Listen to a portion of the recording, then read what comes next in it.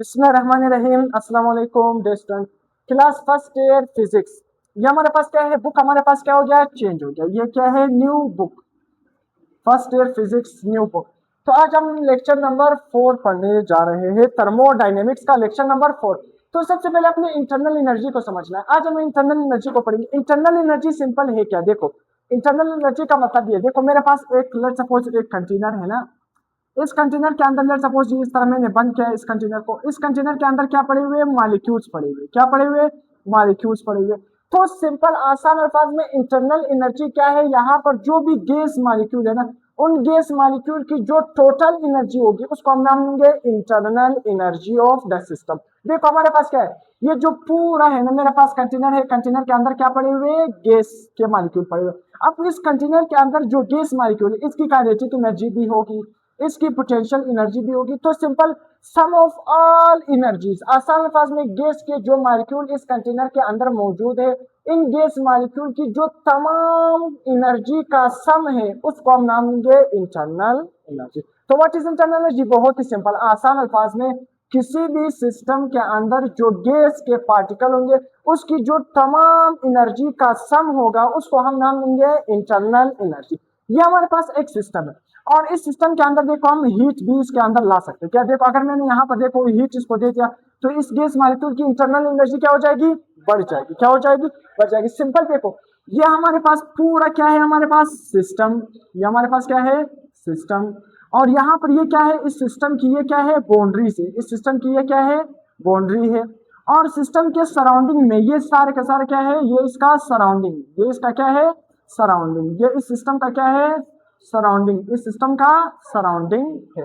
तो simple energy आपको समझ आ गया। इंटरनल एनर्जी क्या है, सिंपल आपने समझना है। Internal energy is the sum of all energy of the gas particle. इस कंटेनर के अंदर जो गैस पार्टिकल है ना, उस गैस पार्टिकल की तमाम एनर्जी का सम हमारे पास किसके बराबर होगा, इंटरनल।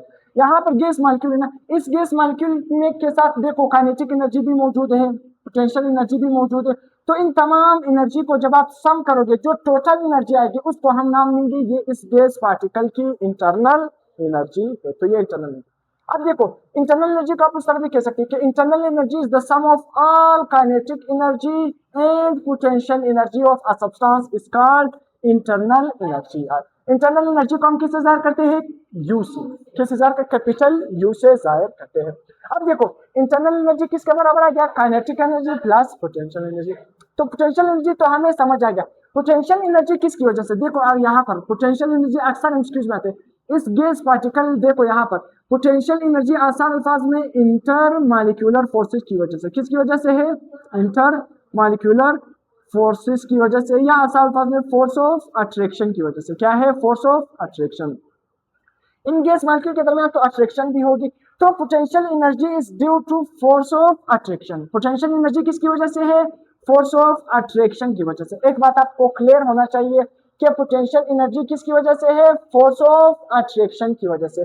और काइनेटिक एनर्जी किसकी वजह से, बहुत ही सिंपल, मॉलिक्यूल मूव कर रहा है या नहीं, तो मॉलिक्यूल की मोशन की वजह से। काइनेटिक एनर्जी किसकी वजह से होगी, सिंपल, काइनेटिक एनर्जी इस गैस मॉलिक्यूल में जो मौजूद है वो किसकी वजह से होगी, इन मॉलिक्यूल की मोशन की वजह से होगी। किसकी वजह से, मोशन की वजह से। तो यहाँ पर देखो काइनेटिक एनर्जी और पोटेंशियल एनर्जी का सम को हम क्या नाम देंगे, इंटरनल एनर्जी।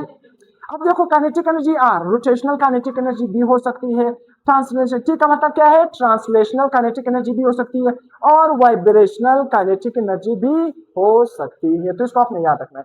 अब यहाँ पर देखो, अगर मैं इस सिस्टम को, देखो ये सिस्टम है ना, अगर मैं इस सिस्टम को मूव करूं, इस सिस्टम को मैं क्या करूं, मूव करूं। अब ये क्या है, रेस्ट की हालत में, किसकी हालत में है, रेस्ट की हालत में। अगर मैं इस सिस्टम को मूव करूं तब इसकी इंटरनल एनर्जी क्या होगी, इसकी इंटरनल एनर्जी पर क्या इफेक्ट होगा। एक बात आपने याद रखना है, अगर मैं सिस्टम मूव करूं, ये जो कंटेनर है ये मैं इसको मूव करूं, तो याद रखना इसका जो पूरा कंटेनर है ना, पूरा कंटेनर को अगर मैं मूव करूं तो इस कंटेनर का भी क्या होगा, मोशन होगा। कंटेनर मूव कर रहा है ना, तो इसका मतलब क्या, कंटेनर की भी क्या आ गई, काइनेटिक एनर्जी। तो याद रखना कंटेनर का जो मोशन है, इस सिस्टम का जो मोशन है, उस काइनेटिक एनर्जी को आपने इंटरनल एनर्जी में शामिल नहीं करना।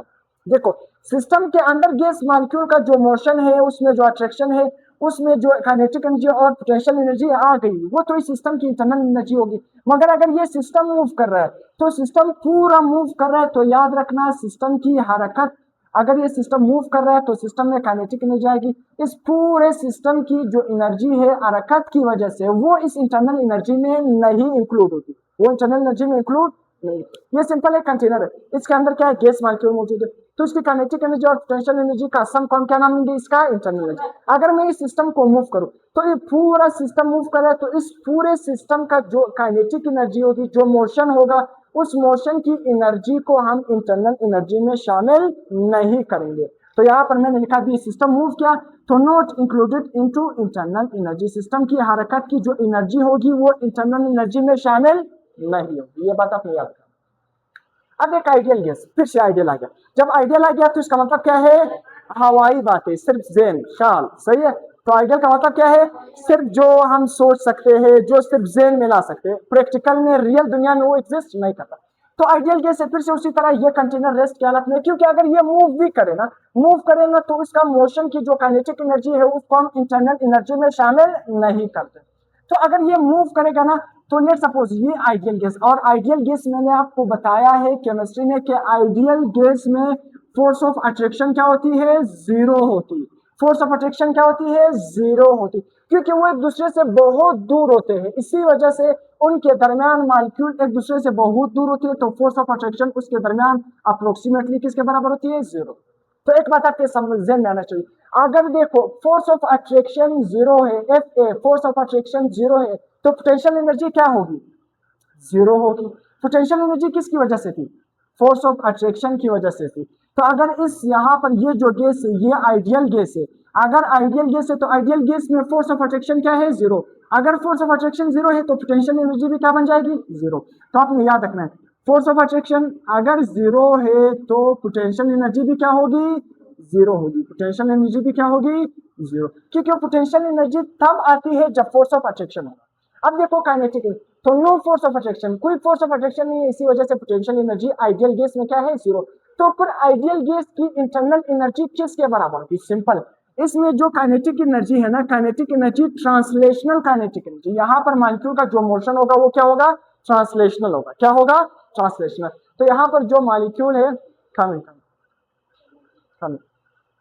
यहाँ पर जो आइडियल गैस के मॉलिक्यूल है उसके साथ काइनेटिक एनर्जी तो होगी, मगर कौन सी kinetic energy, translational kinetic energy. Potential energy तो पहले से क्या बन गई, जीरो। तो काइनेटिक एनर्जी सिर्फ इसके पास कौन सी एनर्जी रहेगी, इस आइडियल गैस के साथ, ट्रांसलेशनल एनर्जी। तो आप क्या कहोगे, इस आइडियल गैस की जो इंटरनल एनर्जी है या यू, ये किसके बराबर है, ट्रांसलेशनल काइनेटिक एनर्जी के बराबर है। क्यों, क्योंकि यहाँ पर बाकी सारी एनर्जी क्या है, जीरो है। और एक बात आपने याद रखना है, अगर आप किसी भी सिस्टम का इंटरनल एनर्जी बढ़ाना चाहते हो तो आप क्या करोगे, सिंपल, उसको क्या दोगे, हीट, उसको क्या दो, हीट।